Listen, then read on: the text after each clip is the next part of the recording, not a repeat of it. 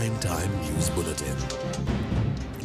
අයිබෝවන් ජාත්‍යන්තර ප්‍රමිතියෙන් පුවත් වාර්තාකරණයට අද දෙරණ සවිස්තර තොරතුරු ගෙනීමට ප්‍රථමයෙන් සිරස්තල.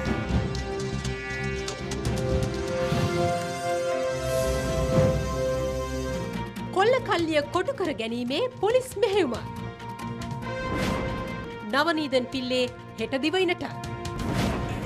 දෑසිරි ගිහියෙන් කියන කතාව.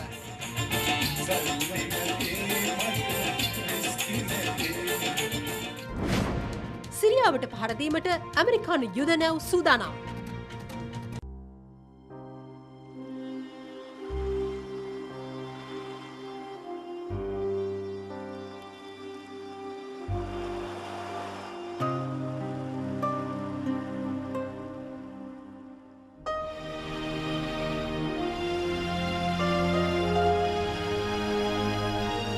සංසුන් ඇසිල්ලක චමත්කාරය රොසෙල් බාත්වයා.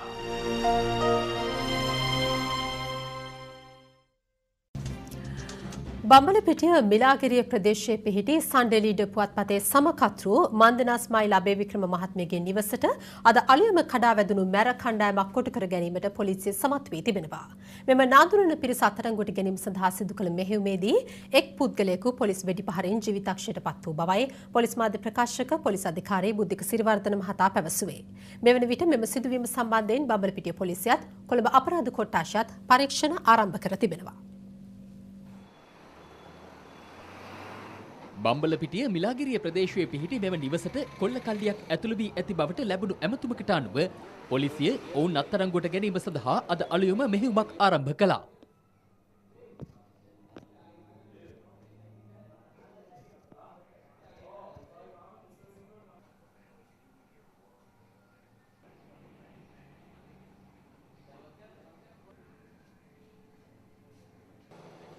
අලුයම සන්නද්ධ පිරිස් නිවසට කඩා වදින විට එම නිවසේ සන්ඩේ ලීඩ පුවත්පතේ සමකතෘ මන්දනා ස්මයිල් අබේවික්‍රම මහත්මිය සිටි අතර ඇයට මුහුණ පෑමට සිදු වූ අත්දැකීම අද දෙරණට මෙලෙස පැහැදිලි කළා. අද පාන්දර 2:00 විතර වගේ මම කාමරේ නිදියන් ඉඳද්දි මට දැනුණා නිකන් කවුරු හරි කාමරේ ඉන්නවා වගේ. මම තනියම නිදියන් හිටියේ මොකද මේ මහත්තයා යත් මාධ්‍යවේදියාත් එළිය වැඩවලට ගිහිල්ලා හිටියේ. මං ඊට පස්සේ නැගිටලා බලද්දි මට නිකන් ඡායාවක් වගේ දැක්කා. මං එතකොට කවුද කියලා කෑ ගහලා ඇහුවා. එකපාරටම 4 දෙනෙක් කාමරේට පැනලා ඉවරලා මම ඇඳට පැනලා එක්කෙනෙක් මන්නයක් මගේ බෙල්ලට ඇල්ලුවා. අනිත් එක්කෙනා පිහියක් මෙතන මගේ පපුවට අල්ලලා කිව්වා කෑ ගහන්න එපා. කෑ ගහුවොතින් තමුසේ මෙතනම කපලා මරනවා කිව්වා. ඉතින් මං කව තියෙන ඕන දෙයක් අරගෙන යන්න. ඒක කිසි ප්‍රශ්නයක් නැහැ. කාටවත් මුකුත් කරන්න එපා කියලා. ඊට පස්සේ මගෙන් අහුවා කවුද තව ගෙදරනේ. මං කව මගේ අම්මයි තාත්තයි මගේ දුවයි ඉන්නේ කියලා. ෆයිල් බැලුවා. ෆයිල් බල ඔක්කොම මෙයා කරලා ආන්දර 2:00 විතර ඉඳන් 5 විතර වෙනකන් අපේ ගේ අම්මලාගේ පැත්තටත් ගිහිල්ලා ඊට පස්සේ අම්මයි තාත්තයි වෙලාවෙන් ඇහැරුණා. එතකොට ඒ දෙන්නට පිහියෙන් ආයින්න හැදුවා. මං කව නෑ එකඟතාවයේ තියෙන උඹලන් බඩු ටික අරගෙන මං ඉන්නවා මාත් එක්කයි උඹලන් ඩීල් කරන්න ඕනේ කියලා. මම එක්කෙනෙක්ගේ කතා කරන්න ගත්තා. එතකොට යා පස්සේ ටිකක් වෙලා ගියාට පස්සේ ආයෙ ඉඳන් කව අක්කේ තේරුම් ගන්න අපිත් මේ කරන්නේ කොන්තරාත්තුවක් කිව්වා. ඔයත් එක්ක තරහක් තියෙන එක්කෙනෙක් අපිට මේ කොන්තරාත්තුව දුන්නේ. අපිට බඩුයි වාවයි ගන්න තමයි කිව්වේ කියලා. මට දෙතුන් සැරයක් විතර ගැහුවා මූණට නෙහ. පොලිසිය වහාම ක්‍රියාත්මක වූ බැවින් තම ජීවිතය රැක ගැනීමට හැකි වූ බවයි මන්දනා ස්මයිල් අබේවික්‍රම මහත්මිය පෙන්වා දුන්නේ. ඒ වෙලාවේ මගේ මහත්තයා ඇවිල්ලා යා දොරට තට්ටු කර ඉඳලා මොකද ඒගොල්ලන් අපේ ෆෝන් එකේ ගෙදර ලයින් එක කපලා ඊට පස්සේ මගේ ෆෝන් වල බැටරි ගැලෙව්වා. ලෝකයේත් එක්ක කිසි සම්බන්ධයක් නැහැ එතකොට. ඉතින් යා කෝල් කරලා දොරට තට්ටු කළා මුකුත් නැතිඳ යා බලද්දි මේ ගේට්ටුව ඇරලා තිබිලා තියෙනවා. පස්සේ ඒ ගේට්ටුවෙන් යද්දි යා දැකලා තියෙනවා ජනේලයක් හැදලා පොල්ලක් කඩලා තියෙනවා. එතකොට යා ඊට පස්සේ එළියට දුවලා ගිහිල්ලා 119 එකට කෝල් කරලා එතකොට ඒ පොලිස් නිලධාරීන් රාලහාමිලා ඒ වෙලාවෙම ඉක්මනට ආවා. පාන්දර 5ට විතර කිට්ටු වෙද්දි ඉඳන කිව්වා දැන් අපි මෙතන වෙලා ගත්ත වැඩි ආපු වැඩේ ඉවර කරමු කියලා. ඒගොල්ලෝ මගේ ළඟට එද්දිම එකපාරටම අර පැත්තෙන් අඩි සද්දයක් ඇහුණා. එතකොට එක්කෙනෙක් ඇග පොලිසියෙන් කියලා. ඉස්සරහා දොරවල් අගුල් දාලා තිබේවා කැඩුව කඩලා ඉස්සරහා දොර වීදුරු කඩලා මේ එක්කෙනෙක් එහෙම පැන්න. ඒතකොට මෙහෙම පොලිසිය ආවම ඒතකොට ඒගොල්ලෝ ආපහු පිටිපස්සට ගිහිල්ලා ඉවරලා ඒතකොට රාලහාමි කෙනෙක් ඇතුළට ආවේ. රාලහාමිටත් ගැහුවා. ගහලා ආව බිමට දැම්මම එයා කොහමද නැගිටලා වෙඩි තිබ්බා. පොලිසියෙන් මේ 5 දෙනාම අත්අඩංගුවට අරගෙන තියෙනවා. ඊට පස්සේ තමයි දැනගන්න ලැබුණේ ආපු අය ග්‍රෙනේඩ් එකකුත් ගෙනල්ලා තියෙනවා. මොකද ඒ පයින් කොට තාප්පේ ගාවේ ග්‍රෙනේඩ් එක වැටලා තියෙනවා.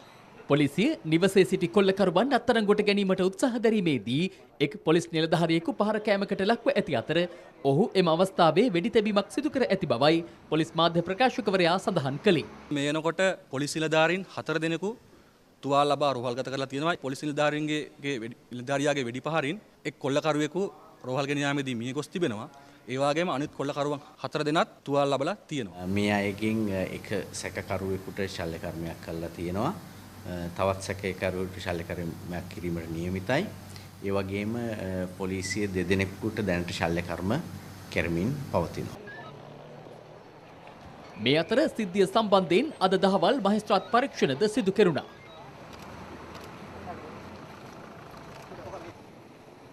මෙම සිදුවීම අනාවරණය වීමත් සමග මහජන නියෝජිතයින් කිහිප දෙනෙකුම සන්ඩේ ලීඩර් පුවත්පතේ සමකතෘ මන්දනා ස්මයිල් අබේවික්‍රම මහත්මියගේ නිවසට පැමිණියා.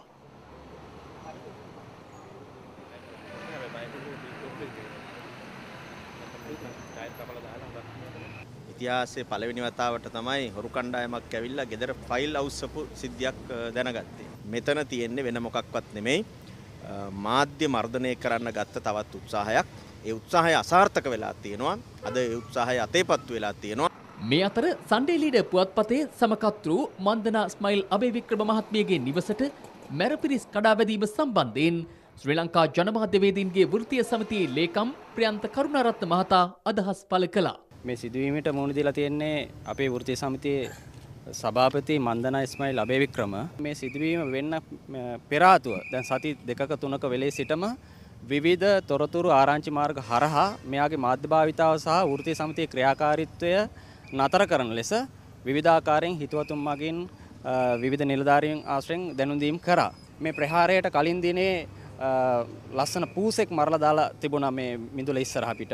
ඒ වගේම ගිය සතියේ ඉරිදා පුවත්පතක මේ මාධ්‍යවේදිනිය රෝහි ලේබල් එක අලවලා පුවත් වාර්තා කරලා තිබුණා. එතකොට මේ සිදුවීම් අතර සමාන්තරභාවයක් අපි දකිනවා. මේ සිද්ධිය වෙන්න දින කිහිපයකට පෙර ඉඳන් යම් යම් සිදුවීම් සිද්ධ වුණා. ඒ ගැනත් මට දැන් කියන්න අමාරුයි. අනිත් එක තමයි දැන් ග්‍රනේඩ් එකක් වැටලා තියෙනවා. ඒ හොරකමකට එන මිනිස්සු ග්‍රනේඩ් ගේනවා කියලා මම දන්නේ නැහැ.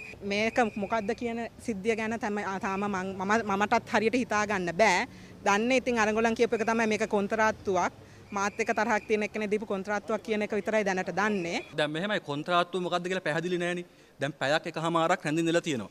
අපි කියමු මෙයාගේ ජීවිත හානියක් කරන්න ආව නම් පැයක් එකමාරක් රැඳිලා රත්තරන් බඩු හොයන්නේ නැහැ. රත්තරන් බඩු කොල්ල කාගෙන යන්නේ නැහැ. එහෙම කරන්න ආව නම් ජීවිත හානිය කරලා පලා යනවා. නමුත් එහෙම දැන් මෙතන සිදු වෙලා නැහැ. සමහරට කොන්ත්‍රාතක් කියලා අදහස් කරේ සමහරට මොවුන්ව යම්කිසි පිටක් මෙහෙවල ඉවරලා මේ කොල්ල කැම් සිදු කරා වෙන්නත් පුළුවන්. ඉතින් ඒ නිසා අපි පරීක්ෂණ පවත්වාගෙන යනවා දිගටම. නමුත් මෙතන දැනට අපිට අනාවරලා තියෙන්නේ කොල්ල කැමක් මිසක් එවැනි ජීවිත හානියක් සිදු කරන්න වෙනත් හානියක් සිදු කරන්න අවබෝධයක් හැංගෙන්නේ නැහැ. එක්සත් ජාතීන්ගේ මානව හිමිකම් පිළිබඳ මහ කොමසාරිස් නවනීදන් පිල්ලේ මහත්මිය හෙට මෙරටට පැමිණීමට නියමිතයි. නවනීදන් පිල්ලේ මහත්මිය සතියකට ආසන්න කාලයක් මෙරට රැඳී සිටිනු ඇති. අප්‍රේල් මාසයේ ශ්‍රී ලංකා රජය කළ නිල ආරාධනය පිළිගනිමින් ඇය හෙට දිනේ මෙරටට පැමිණෙනවා. ඇයගේ නිල සංචාරයේදී ජනාධිපති මහින්ද රාජපක්ෂ මහතා හමුවීමට නියමිත බවයි වාර්තා වන්නේ. පිල්ලේ මහත්මියගේ මෙරට සංචාරය අතරතුරදී ඇය විදේශ කටයුතු අමාත්‍ය මහාචාර්ය ජී.එල්. පීරිස් මහතා විපක්ෂීය නියෝජිතයින් දෙමළ ජාතික සංධානයේ නායක ආර් සම්බන්ධන් මහතාද හමුවීමට නියමිතයි. එමෙන්ම රජයේ නිලධාරීන් ඇතුළු සිවිල් සංවිධාන නියෝජිතයින්ද ඇය විසින් හමුවීමට නියමිත බවයි වාර්තා වන්නේ. මේ අතර පිල්ලේ මහත්මිය යාපනය, කිල්නොච්චිය සහ මුලතිව් යන උතුරු හා නැගෙනහිර ප්‍රදේශයන්හි දින 3ක සංචාරයක නියැලෙනවා. මෙම ශ්‍රී ලංකා සංචාරයෙන් අනතුරුව පිල්ලේ මහත්මිය මෙරට මානව හිමිකම් ප්‍රගතිය සම්බන්ධයෙන් නව වාර්තාවක් ලබන මාසෙන් ආරම්භන ජිනීවා මානව හිමිකම් කවුන්සිලයේ 24 වන සැසිවාරයට ඉදිරිපත් කිරීමට නියමිත බවයි වාර්තා වන්නේ. දේශපාලන වේදිකාවේ පළමු අදහස් කිහිපයක් දැන්. අපි ගාගන්න යන්නේ ඊට පස්සේ ආරි මොන්දන්නම අපේ ජනතාවට ගෙව්වොත් අපි නිකන් ඉන්නේ එළවලෝ කතා කියලා මේ වෙලාව මම කියන්න කැමතියි. සමහර දේශපාලකයන් ඉන්නවා බලයේදී චණ්ඩි බල නැතිව නොණ්ඩි අද එකෙක්වත් නැහැ. අද මම කුමන්ත්‍රණ ගන්න මට හම්වඩු ගන්න. අපි අවුරුදු පහක් රැවටුණා ආයෙ අවුරුදු පහක් රැවටෙන්න එපා. ඒ රැවටුනොත් තමුන්නාසිතයි නැවත චණ්ඩි ඇවිල්ලා ගහන්නයි ගුටි ගන්නයි දුවන්නයි දනගස්සන්නයි තමයි මේක හැදෙන්නේ. පරාජය ඉදිරියේ වියරු වැටලා තමයි මේ දඟලන්නේ. වෙන කිසිම දෙයක් නෙමෙයි. මමත් පරණ ශ්‍රී ලංකා කාර්යයනේ. පරණ ශ්‍රී ලංකා නිදහස් පක්ෂයට කියලා දෙන්නේ මම ඉන්නවා උඹල වෙනුවෙන්. බය නැතුව මේ සැරේ එක්සත් ජාතික පක්ෂයට ඡන්දෙ දීපල්ලා කියලා. අර බක ගන්න මැරියෝ ටිකක් විතරයි ඉතිරලා තියෙන්නේ. UNP එකට කිසි දෙයක් කරගන්න බෑ. කතා කරත් වල් පැල් ටිකක්. ආණ්ඩුව විචින කරන්නේ ප්‍රබලව ජනත් වෙන ඉන්න 3 දෙනා. ඒ නිසා තමයි අපි කියන්නේ අපේ රටේ ජනතාව මේ ඡන්දෙදී මොන හේතු මත බුලත් කොලට දුන්නා. 21 රෑමක ගණන් කරනවා. ගණන් කරලා ආණ්ඩුවේ ගොඩ වැඩි නම් මෛත්‍රීපාල සිරිසේන මහත්තයලා සුනිල් ප්‍රේමචන්ද්‍ර මහත්තයලා තෙලවල හිනාවි ලස්සනට කියනවා. ඔන්න බලන්නකෝ නැවත වතාවක් ජනතාව අපේ ආණ්ඩුවේ ප්‍රතිපත්ති අනුමත කර තිබේ කියලා කියනවා. ඒක අහගන්න එක හොඳයිද? මොකද්ද ඒතර අපි අනුමත කරලා තියෙන්නේ? අපේ බඩු මිල වැඩි කරන ප්‍රතිපත්ති ජනතාව අනුමත කරලා. සනීපද එතකොට? තමුන්නාන්සලා එක ප්‍රශ්නයයි කල්පනා කරන්න තියෙන්නේ. 2005 දුන්නු ඡන්දයෙන් පස්සේ මේ දක්වා කාලය මේ රට ඉස්සරහට ආපු කාලයක්ද පිටිපස්සට ගිය කාලයක්ද? ඕන් ඔච්චරයි අහන්නේ කඩේම් ප්‍රශ්නය. රටේ වෙලා තියෙන දේවල් බැලුව කොහොමද ඡන්දෙ දෙන්න වටින්නේ? පොරසාන ආධාරය කපලා, අධ්‍යාපනයට වෙන්කරන සල්ලි කපලා, රාජ්‍යංශ පෞද්ගලිකංශ සේවක සේවිකාවන්ට ජීවත් වෙන්න තමන්ගේ පඩියමදි ආර්ථිකයෙන් නැගලල්. ඒක මරු නැගිල්ලක් නේ අප්පා. එකම ජොබ් එක තමයි ඉතින් විවේචනයයි දේශසාගත ලෙස කතා කරන එකයි. නැව්වෙන්න හැකිගේ මේ කෑ ගහනකොට අතරගම යනකොට හම්බන්තොට වරාය ගාවදී අහක බලා ගන්න. ඒ පැත්තවත් බලන්නේ අඩු ගානර නැවක කුඹ ගහපෙනේ, නැව් පෙනෙයි කියලා බයයි. දෑසිරි ආපම ඔක්කොම නැව් වෙනවා. මොකද ලෝකේ දන්නවා බෝඩ් එකක් ගහලා තියෙනවා වරායේ දෑසිරි ශ්‍රී ලංකා ආණ්ඩුවේ. ඒ නිසා දැන් නැව් හරවනවා දෑසිරි බල්ලෙන්. දෑසිරි බල්ල සින්දුවක් කියලා අර තියෙන වරායේ න සින්දු කිය ඉන්න තමයි හේව.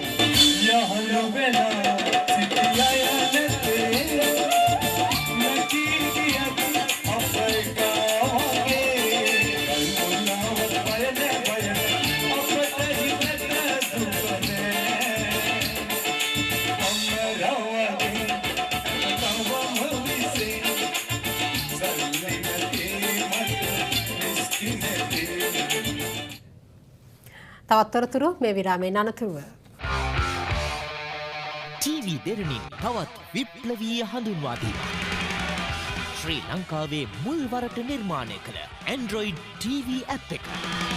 දිනපතා ටෙලිනාට්‍ය, මියුසික් වීඩියෝ ඇතුළු ඔබේ ප්‍රියතම වැඩසටහන් දැන් පහසුවෙන් නරඹන්න. දෙරණ app එක ඩවුන්ලෝඩ් කර ගැනීම සඳහා දැන්ම Google Play වෙත පිවිසෙන්න.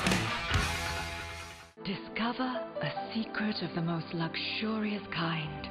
A secret that pampers you with the freshest, juiciest extracts from nature and the finest French ingredients. World-class natural beauty care. Sari, it's a secret.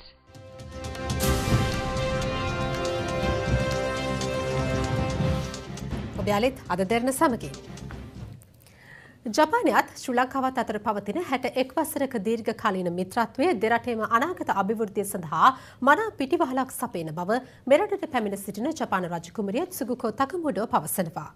ඇය මේ බව කියා සිටියේ ජනාධිපති ආර්යා ශ්‍රීලන්ති වික්‍රමසිංහ රාජපක්ෂ මහත්මිය පසුගියදා ජනාධිපති මන්දිරයේදී ඇය වෙනුවෙන් පැවැත් වූ විශේෂ රාත්‍රී භෝජන සංග්‍රහයකට එක්වෙමින්.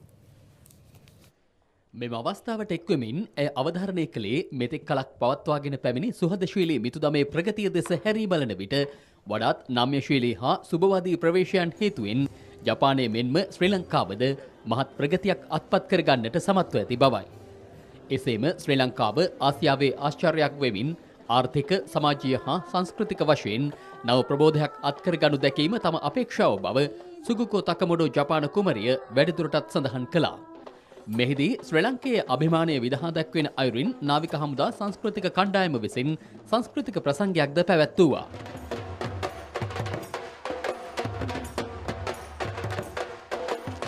ඉන් අනතුරුව දෙරට අතර සුහදත්වය වර්ධනය කිරීම සඳහා ජනාධිපති ආර්යාව හා ජපාන රජකුමරිය අතර විශේෂ තිලින හුවමාරුවක්ද සිදු වුණු අතර මෙම අවස්ථාවට පාර්ලිමේන්තු මන්ත්‍රී නාමල් රාජපක්ෂ, ජපානයේ ශ්‍රී ලංකා තානාපති වසන්ත කරන්නාගොඩ යන මහත්තුරුන් ඇතුළු පිරිසක් එක්ව සිටියා. තමන්ගේ ගම්බිම් යට කර ගම්පහ දිස්ත්‍රික්කයට ජලය ලබා දීමේ වැඩපිළිවෙල හකුලා ගන්නා ලෙස බල කරමින් රුවන්වැල්ලේ ගම්මාන කිහිපයක ජනතාව අද මහමගට බැස විරෝධතාවයක නිරත වුණා. කෙසේ වෙතත් ජ්‍යෙෂ්ඨ අමාත්‍ය තවුද සෙනවිරත්න මහතා කිසිදු පාර්ශවයකට අසාධාරණයක් නොවන අයුරින් ගැටලුව විසඳන බවට පොරොන්දුවක් ලබා දුන්නා. රුවන්වැල්ල වහරක තුන්නෝකින්ද ප්‍රදේශයේදී අත්තනකලුවේ හරස් කර ජලාශයක් ඉදිකිරීමට යෝජනා වී තිබෙන්නේ වසරක පමණ කාලයක සිටයි. අදාළ ජල ව්‍යාපෘතිය පිළිබඳ සාකච්ඡාවක් අද වහරකදී පැවැත්වුණේ කෑගල්ල දිස්ත්‍රික් පාර්ලිමේන්තු මන්ත්‍රී ජ්‍යෙෂ්ඨ අමාත්‍ය අතවුද සෙනවිරත්න මහතාගේ ප්‍රධානත්වයෙන්. මෙම අවස්ථාවට වාරිමාර්ග අමාත්‍යාංශ ලේකම්වරයා ඇතුළු නිලධාරීන් පිරිසක් එක්ව සිටියා. ජල ව්‍යාපෘතිය ක්‍රියාවට නැංවීමට ඉඩ නොදිය යුතු බව පවසමින් ප්‍රදේශවාසීන් රැසක් රැස්වීම පැවැත්වෙන ස්ථානය වෙත පැමිණියා.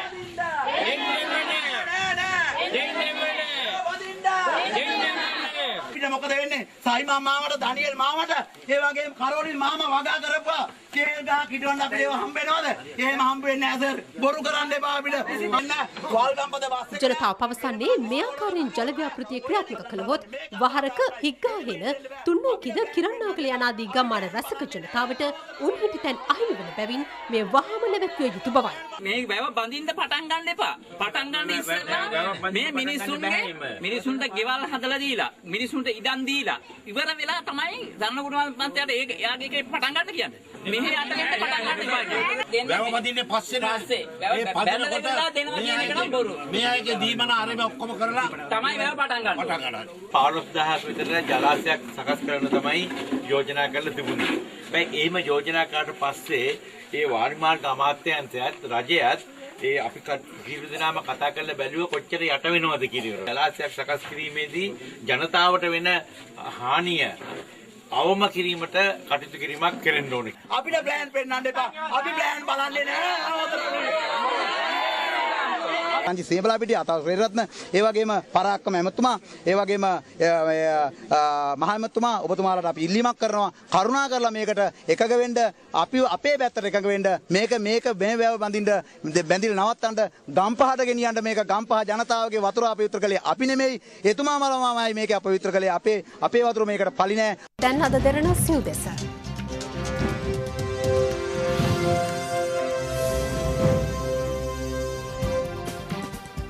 චීන සමාගමක් විසින් කොන්ක්‍රීට් කරන ලද උස්සටිකයාව බෝපිටිය මාර්ගයේ ලිස්සන සුළු ස්වභාවයක් පවතින බැවින් පසුගිය කාලයේදී මෙම මාර්ගයේ සිදු වූ අනතුරු වලින් තිදෙනෙකු ජීවිතක්ෂයට පත් වුණා. ඊයේ සවස සිදු වූ අනතුරකින් පුද්ගලයෙකු මිය යාමත් සමග ප්‍රදේශවාසීන් මහමගට බැස උද්ඝෝෂණයක් කළ අතර පසුව එම ස්ථානයට පැමිණි සරත් කුමාර ගුණරත්න නියෝජ්‍ය අමාත්‍යවරයා මාර්ගය කාපට් කර දීමට එකඟ වීමෙන් විරෝධතාවයේ සමතයකට පත් වුණා.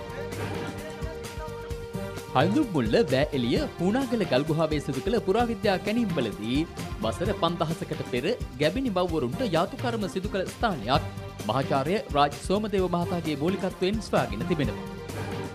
ශ්‍රී ලංකාවේ විශාලතම ආහාර සැකසුම් හා කෘෂිකාර්මික ප්‍රදර්ශනය අද දිනේත් කොළඹ තෙරිමාවෝ බණ්ඩාරනායක ප්‍රදර්ශන ශාලාවේදී පැවැත්වුණා.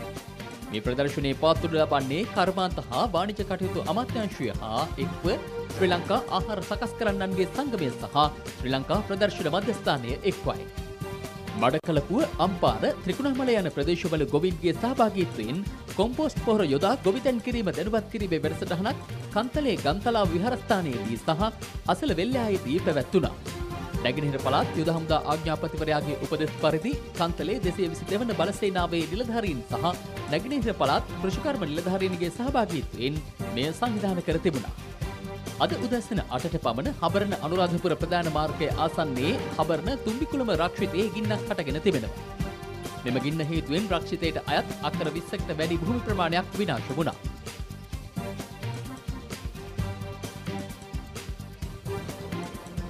මෙවර පහස්ශ්‍රේණියේ ශිෂ්‍යත්වයට පෙනී සිටින සියලු දරුවන්ට සෙත්පතා ජයපිරිත් දේශනාවක් වැල්ලවාය බෞද්ධ මන්දිරයේදී පැවැත්වුණා. මේ සඳහා භික්ෂුන් වහන්සේලා 108 නමක් සහභාගී වූ අතර උන්වහන්සේලා වැල්ලවාය මහින්ද රාජපක්ෂ සම්මන්ත්‍රණ ශාලාවේ සිට වැල්ලවාය බෞද්ධ මන්දිරය දක්වා පාගමනකින් වැඩම කෙරුවා. දැන් විදෙස් පුවතක්. සිරියාවට ප්‍රහාරයක් එල්ල කිරීම සඳහා මධ්‍යධරණයේ මුහුදේ පිහිටා ඇති ඇමරිකානු නාවික බට ඛණ්ඩයේ ස්ථානගත වෙනසක් සිදු කිරීමට ඇමරිකාව තීරණය කර තිබෙන බව විදෙස් මාධ්‍ය වාර්තා කරනවා. කෙසේ වෙතත් තවදුරටත් විදෙස් මාධ්‍ය වාර්තා කරන්නේ ඇමරිකානු ජනාධිපති බරක් ඔබාමා මේ වනතෙක් යුදමය අවස්ථාවක් සඳහා ආණදීමක් සිදු කර නොමැති බවයි. පසුගිය දින කිහිපය පුරා සිරියාවේ ඩැමස්කස් අගනුවර ආශ්‍රිත නගර කිහිපයකට එල්ල වූ රසායනික ප්‍රහාරය සඳහා සිරියානු ජනාධිපති බෂර් අල් අසාද් වගකිව යුතු බවට ඇමරිකානු ජනාධිපති බරක් ඔබාමා චෝදනා කළා. කෙසේ වෙතත් මෙම ප්‍රහාරය ජනපති බෂර් අල් අසාද් අනපරදි සිදු වූයේ නම් ඒ සම්බන්ධයෙන් හමුදා ක්‍රියාමාර්ගයක් ගැනීමට පසුබට නොවන බවද ජනපති බරක් ඔබාමා අනතුරු අඟවනවා. එල්ල වූ මෙම ප්‍රහාරයෙන් සිවිල් වැසියන් 1000කට වැඩි පිරිසක් මියගොස් ඇති බවයි විදෙස් මාධ්‍ය වාර්තා කරන්නේ. කෙසේ වෙතත් මේ තත්ත්වය තුළ සිරියාවට ප්‍රහාරයක් එල්ල කිරීම සඳහා මධ්‍යධරණී මුහුදේ පිහිටා ඇති ඇමරිකානු යුද නෞකා ස්ථානගත වෙනසක් සිදු කළද ප්‍රහාර එල්ල කිරීම සඳහා මේ වන තෙක් ඇමරිකානු ජනාධිපතිවරයාගෙන් නිසි අනක් නොලැබී ඇති බවයි විදේශ මාධ්‍ය වාර්තා කරන්නේ. පසුගිය වසර දෙකහමාරක් පුරා සිරියානු ජනපති බෂර් අල් අසාද් දුරෙන් පහ කිරීම සඳහා කැරලිකරුවන් සහ රජයේ හමුදා අතර ඇති වූ ගැටුම් හේතුවෙන් මියගේ සංඛ්‍යාව ලක්ෂයකට අධිකයි.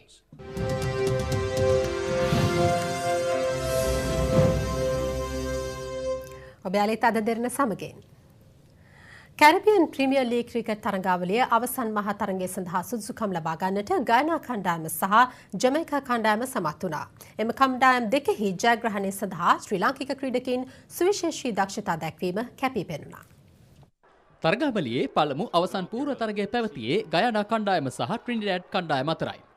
එම තරගයෙන් කඩලු 7ක ජයක් හිමි කරගත්තේ ගයානා කණ්ඩායමයි. ට්‍රිනිඩාඩ් පිළ ලකුණු 103ක් ලබාගත් අතර පිළිතුරු ලෙස ගයානා පිළ කඩලු 3ක් පමණක් දැවී ජයග්‍රාහී ඉලක්කය පසු කර ගියා. එහිදී ගයානා පිළ වෙනුවෙන් ටීඑම් ඩිල්ෂාන් ලකුණු 39ක් ලබාගත් අතර ඔහු පන්දු යැවීමේදී කඩලු 2ක් බිඳහැලීමටද සමත් වුණා. ඊට අමතරව ලසිත් මාලිංගද ගයානා පිළ වෙනුවෙන් කඩලු 2ක් දවා ගත්තා. ටීඑම් ඩිල්ෂාන් තරගයේ වීරයා සම්මානය හිමි කරගත්තා. දෙවන අවසන් පූර්ව තරගයේ පැවතියේ ජමයිකානු පිළ සහ බාබඩෝස් පිළ අතරයි. එම තරගයෙන් ජමයිකානු පිළ කඩලු 7ක ජයක් හිමි කරගත්තා.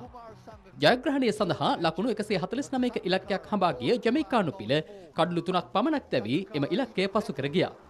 එහිදී නොදැවී ලකුණු 50ක් ලබාගත් කුමාර් සංගක්කාර තරගයේ වීරයා සම්මානය හිමි කරගත්තා. තරගාවලියේ අවසන් මහා තරගය අද රාත්‍රියේ පැවැත්වෙනවා. වස් අවුරුදු 15 ප්‍රීමා චැම්පියන්ස් කුසලාන ක්‍රිකට් තරඟාවලිය එළඹෙන සැප්තැම්බර් මාස 2 වෙනිදා ආරම්භ වීමට නියමිතයි. ඒ පිළිබඳ දැනුවත් කිරීමේ මාධ්‍ය හමුවක් ඊයේ පැවැත්වුණා. මෙම තරඟාවලිය මෙවර පැවැත්වෙන්නේ 7 වන වරටයි. මෙහිදී අන්තර් දිස්ත්‍රික්ක සහ අන්තර් පළාත් ලෙස තරඟාවලිය පැවැත්වෙන අතර ක්‍රීඩකයින් 560 දෙනෙකු එක්වනවා. දිස්ත්‍රික් තරඟාවලියට කණ්ඩායම් 28ක් එක්වන අතර එහි දක්ෂතා අනුව පළාත් කණ්ඩායම් 10ක් නිර්මාණය කර තරඟාවලිය පැවැත්වීමට නියමිතයි. තරඟාවලියේ අවසන් මහා තරගය පැවැත්වෙන්නේ සැප්තැම්බර් 27 වනදායි. පාකිස්තානු හිටපු ක්‍රිකට් නායකයෙකු වන වසීම් අක්‍රම් පසුගියදා සිය දිවියේ දෙවැනි ඉනිම ආරම්භ කළා. ඒ ඕස්ට්‍රේලියානු ජාතික ශරණ්‍යා තොම්සන් සිය ජීවන සහකාරිය කරගනිමින්. 7 හැවිරි දිවියේ පසුවන සුපිරි ක්‍රීඩකයාගේ අතගෙන ඇත්තේ 30 හැවිරිදි ශනීරියා තොම්සන්.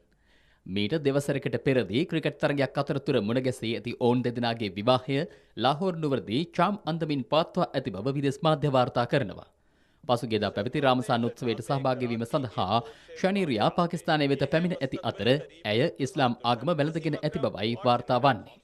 ශනීරියා තම දෙවියට වාසනාව ගෙන ආ බවත් සිය පුතුන් දෙදෙනා සමග ඇය සමීප බැඳීමක් පවත්වන බවත් අක්‍රම් මාධ්‍යයට පවසා තිබෙනවා. එසමගින් අපගේ ප්‍රධාන පුවත් විකාශන නිමාවට පත් වුණා. තවත් තොරතුරු අපගේ වෙබ් අඩවියෙන්. සුබ රාත්‍රියක්.